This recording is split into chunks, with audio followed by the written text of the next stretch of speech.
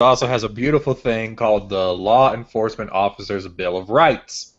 It is a series of special rights that were passed for particularly law enforcement officers that govern how they can be investigated. The problem, said Baltimore Mayor, I'm reading from the Huffington Post. Right. Let me see if I can find the author piece by the Marshall Project, Eli Hager.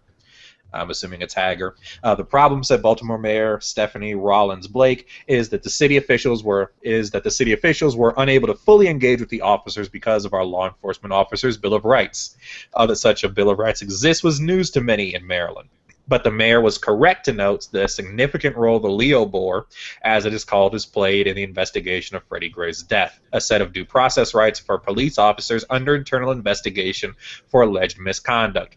Maryland's LEOBoR includes a provision that the officers cannot be forced to make any statements for 10 days after the incident, during which time they are presumed to be searching for a lawyer. It is partly because of this cooling-off period, to critics a convenient delay for cops to tidy up their stories, that so little has been said by the only people who know what took place within the vehicle. The standard LEOBoR also provides that an officer may only be questioned for a reasonable length of time at a reasonable hour by only one or two investigators who must be fellow policemen and with plenty of breaks for food and water. Are you serious? These motherfuckers legit play by a different set of rules. So let's review. They don't have to make a statement for 10 days. So they have 10 days to get their story straight on what happened. Right. They legit play by a different set of rules. Dog, NWA was right. Like, I feel like that's the title of the show. A bill calling for adoption of a national LEOBoR is pending in Congress and is reintroduced often. The idea, say union officials, is that what constitutes due process for civilians is not protection enough for enforcers of the law who operate under the aggressive scrutiny of internal investigators and the public. As the Police Benevolent Association has put it, rank-and-file officers are sometimes subject to abusive and improper procedures by internal affairs officers and prosecutors out for blood. All this does provide a very basic level of constitutional protection for our officers so that they can make statements that will stand up later in court. The police, he adds, have rights like anyone else. So basically they're trying to protect their necks. That's basically what it is, protect your neck. You know who else was subjected to abuse and improper procedures? Freddie Gray. Yeah, but he already has his constitutional protections. He doesn't need... He doesn't need the extra ones. God, need the extra. No, I remember this bullshit. Okay, I remember this bullshit, and that's why. That's okay, because I read this article earlier and I'm sitting like, I've heard about this before today. I want to say Ulrich, the mayor before O'Malley, had a hand in this one. Let me make sure. But anyways, so back in November, instead of electing Anthony Brown, Maryland decided to elect Larry Hogan. The asshat you see on CNN now saying things like, oh, well, we've increased the National Guard 10,000 people. We're not going to let these violent thugs, destroy our city. They elected that asshat instead of Anthony Brown. Part of what makes Larry Hogan infamous in Maryland and how I have no idea, like, it blows my mind how he was elected. He was part of the plan to veto state-sponsored healthcare in Maryland. That's this guy. And he's your governor.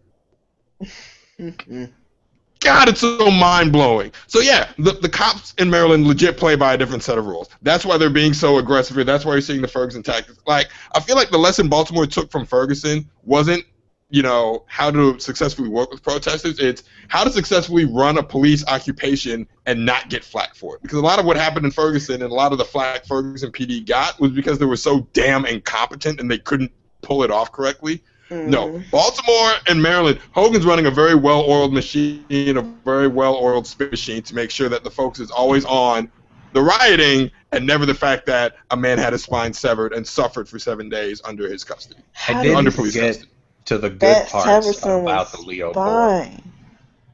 Oh, please continue. Please continue. If a department decides to pursue a complaint against an officer, the department must notify the officer and his union. The officer must be informed of the complaints and their testimony against him before he is questioned. During questioning, investigators may not harass, threaten, or promise rewards to the officer, as investigators not infrequently do to civilian suspects. Bathroom breaks are assured during questioning. In Maryland, The officer may appeal his case to a hearing board whose decision is binding before a final decision has been made by his superiors about his discipline. The hearing board consists of 3 of the suspected offenders' fellow officers. In some jurisdictions, the officer may not be disciplined if more than a certain number of days, often 100, have passed since his alleged misconduct, which limits the time for investigation. Even if the officer is suspended, the department must continue to pay salary and benefits as well as the cost of the officer's attorney. See, now I'm about to go looking at police unions on APD in DeKalb County because this. Wait, they have to pay for the lawyer? Yeah. Yes. Oh. Interesting. This is mind blowing to me. Isn't The this the one where they get to LEOBoR, pick?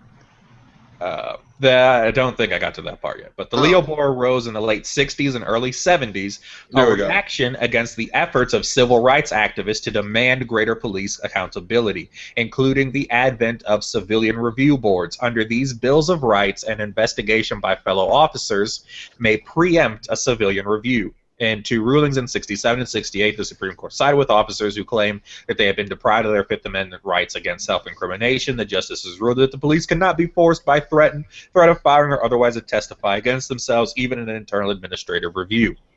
Wow. Let's see. This is my... So legit, the system is stacked to set up. Yeah, pretty much.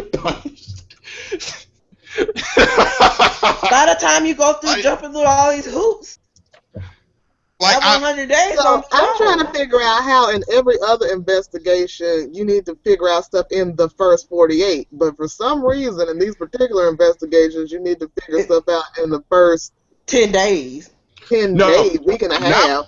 You cannot find out anything within the first 48. The next 72, though, you might be okay.